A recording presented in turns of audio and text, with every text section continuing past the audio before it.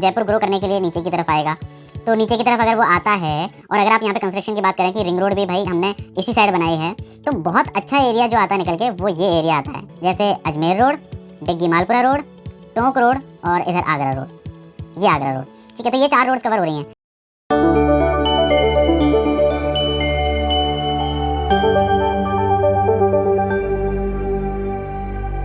JDA का पहला master plan 1971 में आया। जेडीए ने ये मास्टर प्लान 20 सालों के लिए निकाला था, 1991 तक के लिए, लेकिन उसको एक्सटेंड कर दिया गया 1998 तक के लिए। 1998 में आया जेडीए का सेकंड मैप जो कि 2011 तक चला, और अभी थर्ड मास्टर प्लान जो कि 2011 में रिलीज किया गया था 2025 तक के लिए, उस पर काम चल रहा है। अब जिन लोगों को नहीं पता कि मास्टर प्लान क्या होता है उनके लिए बता रहा हूँ। आप लोग ये तो जानते होंगे कि जयपुर डेवलपमेंट अथॉरिटी यानी जेडीए क्या काम करता है, ये जयपुर को डेवलप करने का काम करता है। तो मास्टर प्लान क्या है, एक तरह से फ्यूचर मैप है जो कि जेडीए प्रोवाइड करता है, जयपुर डेवलपमेंट अथॉरिटी प्रोवाइड करता है कि हम जयपुर को आने वाले सालों में किस तरीके से डेवलप करेंगे, आने वाले ईयर्स में किस तरीके से डेवलप करेंगे। जैसे फॉर एग्जांपल अभी के लिए बात कर रहे हैं, 2011 में जेडीए ने मास्टर प्लान शो किया था 2025 तक के लिए। तो कुल मिला के हम ये बोल सकते हैं कि 2025 तक जेडीए क्या क्या काम करने वाला है और किस किस एरिया में क्या डिपार्टमेंट्स डालेगा। जैसे पार्क्स के लिए ज़मीन कहाँ अलॉट की गई है, हॉस्पिटल्स के लिए ज़मीन कहाँ पे अलॉट की गई है, इस तरीके की इंडिकेशंस जेडीए अपने मैप में करता है, जो कि अपन आने वाली वीडियो में देखने वाले हैं। जैसे मैंने अभी बताया कि 2025 का मास्टर प्लान इस समय फॉलो हो रहा है, बट सूत्रों के अनुसार 2025 के बाद में 2040 तक का मास्टर प्लान रिलीज हो सकता है। जैसे कि आप स्क्रीन पे देख पा रहे हैं, अभी हमने खोल रखा है 2025 का फ्यूचर मैप, या फिर आप बोल सकते हैं जेडीए का 2025 का मास्टर प्लान। देखने में काफ़ी कॉम्प्लिकेटेड सा लगता है, बट जैसे जैसे हम इसको समझते रहेंगे वैसे वैसे आपको ईजी लगता रहेगा।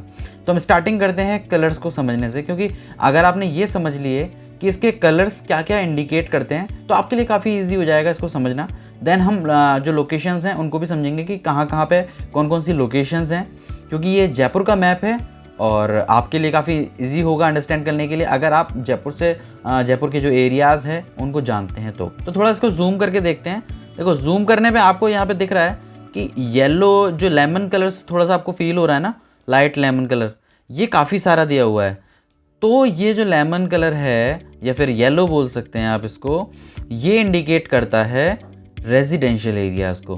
काफ़ी सारे एरियाज़ के अंदर आपको ये सेम कलर मैं आपको इंडिकेट करके दिखाता हूँ मैं किस एरिया की बात कर रहा हूँ। जैसे ये है, इसी तरीके से काफ़ी सारे सेम कलर्स आपको एरियाज़ दिखने मिल रहे हैं।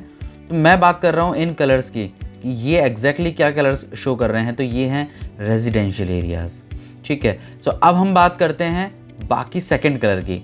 जो सेकंड हाईएस्ट कलर मुझे इसके अंदर जो दिख रहा है वो है ब्लू। मैं ब्लू पे क्यों जोर दे रहा हूँ, आपको दिख रहा है ना डार्क ब्लू जो दिख रहा है आपको यहाँ पे, मैं उसकी बात कर रहा हूँ।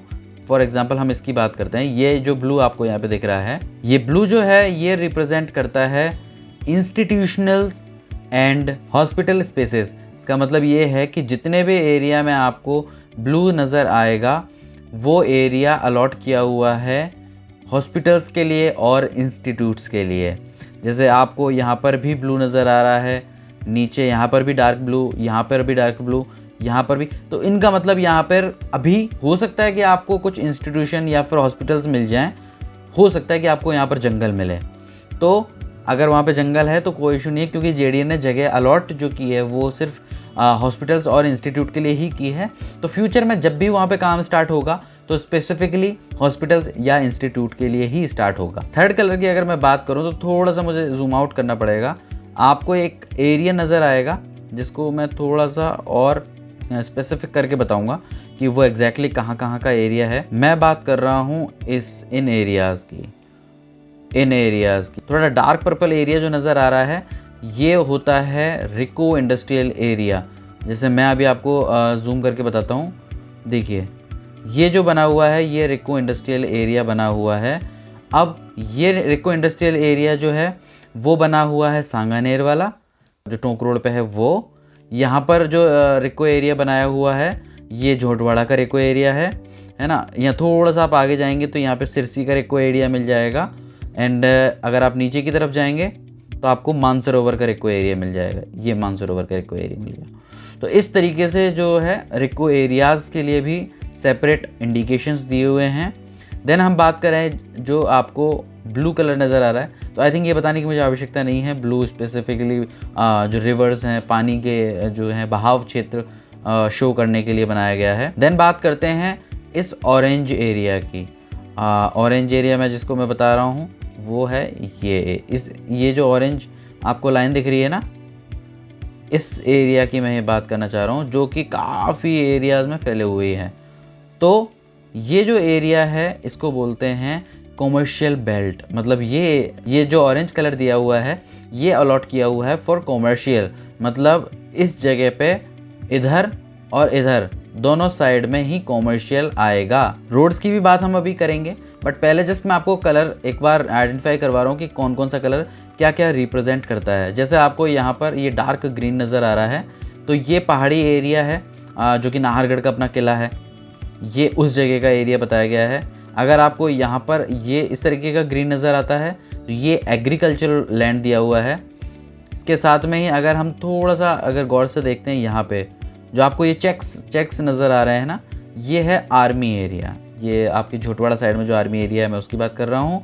थोड़ा सा ऊपर जाएंगे तो ये नेवारू एरिया है, यहाँ पे नेवारू की साइड में भी आर्मी एरिया दिया हुआ है। मैं आपको कुछ चीज़ें बताता हूँ, है ना। U1 जोन, U2 जोन और U3 zone, urban 1, urban 2, urban 3 इस तरीके से होता है। तो U1 जोन क्या होता है? U1 जोन मतलब वो जिसमें JDA ने अलॉटमेंट कर दी है, मतलब JDA ने डिफाइन कर दिया है कि भाई यहाँ पर हम ये बनाने वाले हैं। तो U1 जोन कौन सा हुआ? जिसमें JDA ने अलॉटमेंट कर दी है।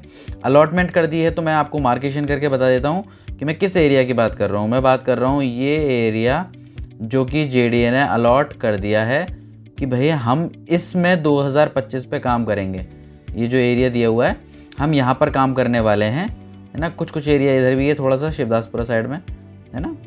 इसमें अलॉट कर दिया है कि भाई कहाँ रेजिडेंशियल होने वाले हैं, क्योंकि ब्लू, येलो सारे जो कलर्स हैं वो इसके अंदर हैं।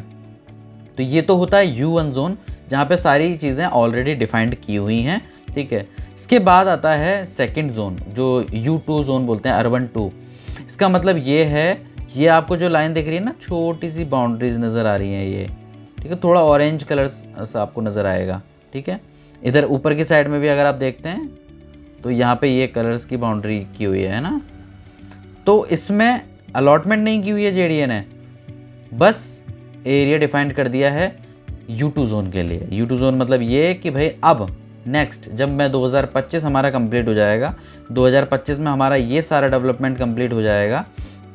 जैसे अभी कुछ चीज़ें ड्यू हैं, बननी बाकी हैं, तो जब वो सब बन जाएगा देन हम फोकस करेंगे U2 जोन पे। मतलब 2040 का जब मैप आएगा तो वहाँ पर आपको इस एरिया का, जो अभी मैंने आपको शो किया था, ये जो एरिया है, इस एरिया का भी अलॉटमेंट मिल जाएगा कि यहाँ पर एग्जैक्टली कहाँ पे क्या क्या होने वाला है।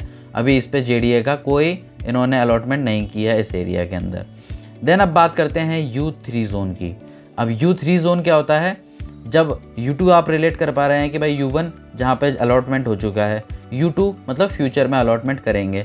U3 जोन आपको जस्ट एक आइडिया देने के लिए है कि भाई आगे फ्यूचर का डेवलपमेंट कहाँ है। अगर हम U3 जोन की बात करें तो U3 जोन है ये एरिया, ये जो पिंक कलर शो हो रहा है ना, ये है U3 एरिया, ठीक है। तो ये U3 जोन भी बोल सकते हैं इसको। तो इस तरीके से यहाँ पे कलर्स का अलॉटमेंट किया हुआ है।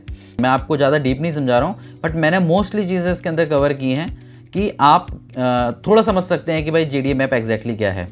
मैं अब लोकेशन की बात कर रहा हूँ। सेकंड जो हमारा पॉइंट है कि भाई लोकेशन, कि ये मैप मुझे समझ में नहीं आ रहा कौन सी चीज़ कहाँ है कहाँ नहीं है, उसके लिए मैं बात करता हूँ आपसे। तो आप इसको जयपुर का मास्टर प्लान ना सोच के ये समझिए कि ये जयपुर का मैप है।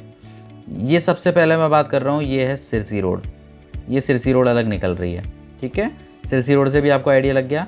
देन इसके बाद में हम बात करते हैं, ये जा रही है डिग्गी मालपुरा रोड, ठीक है।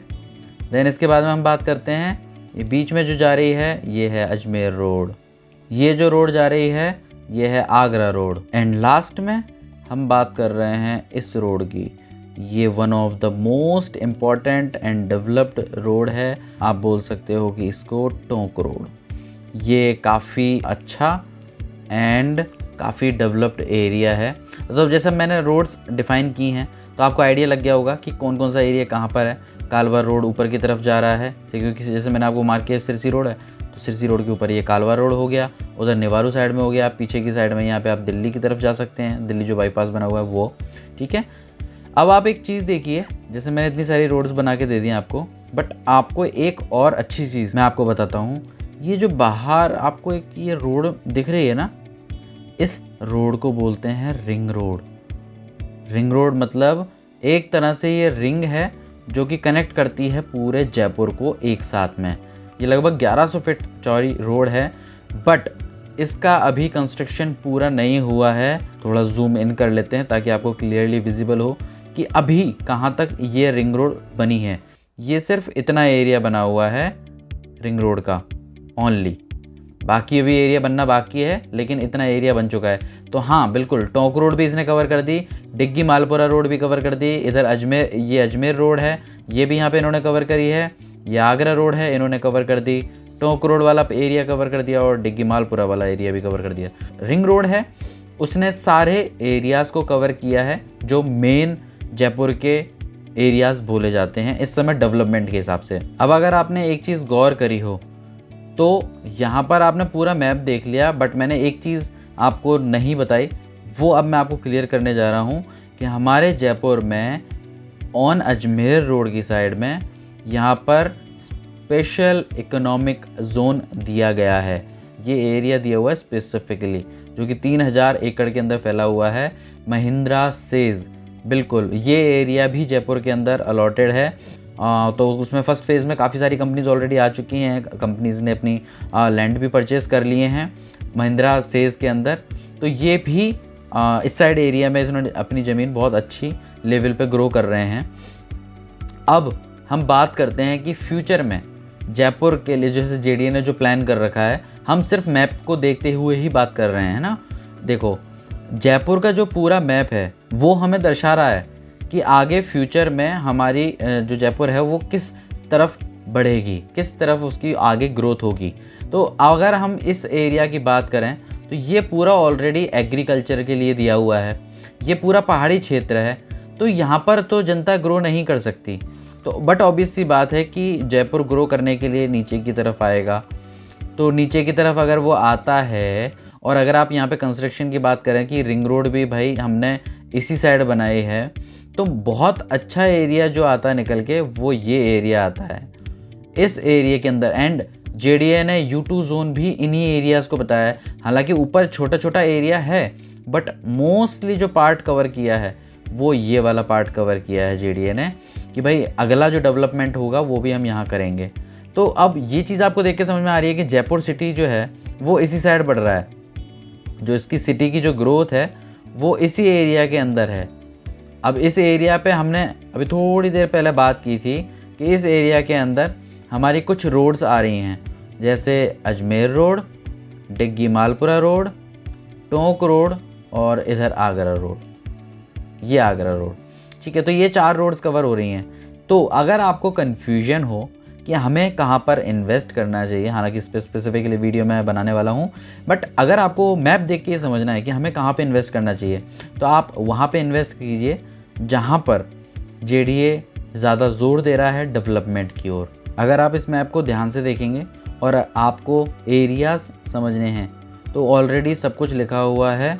जैसा कि आप देख रहे हैं कि सिविल लाइन भी है, सी स्कीम्स भी हैं, महेश नगर, श्याम नगर, चित्रकूट नगर, गोपालपुरा बाईपास, झोटवाड़ा, ये सारे एरियाज़ यहाँ पर मेंशन्ड है। बनी पार्क, शास्त्री नगर जो काफ़ी फेमस एरियाज़ हैं, ये देखिए वैशाली नगर, पृथ्वीराज नगर, यहाँ पर न्यू सांगानेर रोड भी दी हुई है। तो देखो यहाँ पर अगर आप देखते हैं मैप को प्रॉपरली देखते हैं, मैंने वैसे डिस्क्रिप्शन में मैं आपको इसकी PDF की लिंक शेयर कर दूंगा, तो अगर आप चाहें तो डाउनलोड करके भी देख सकते हैं।